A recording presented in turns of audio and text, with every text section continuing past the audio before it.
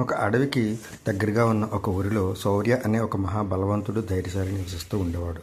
అతడు ఒకరోజు తన తండ్రిని డ్రాగన్ చంపింది అని తెలుసుకుని దాన్ని చంపడానికి అడవికి బయలుదేరతాడు.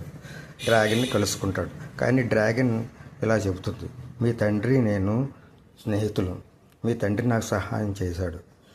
మీ తండ్రిని చంపింది ఈ ఊరి మహారాజు. అతను అసూయతో ఈ పని చేశాడు అని చెబుతుంది. శౌర్య ఎలాగైనా మహారాజును చంపాలి అనుకుంటాడు. కానీ మహారాజా ఈ విషయం తెలుసుకుని శౌర్యను డ్రాగన్ను చంపడానికి బయలుదేరతాడు.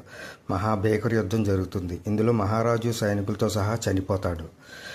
శౌర్య ఆ ఊరి మహారాజు అవుతాడు. డ్రాగన్ చాలా సంతోషిస్తుంది. దూర ప్రాంతాలకు వెళ్ళిపోతుంది.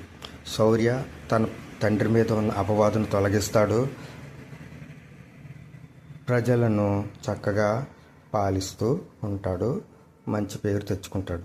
కాబట్టి పిల్లలు ధైర్యంగా ఉంటే ఏదైనా సాధించవచ్చు అని తెలుసుకోండి.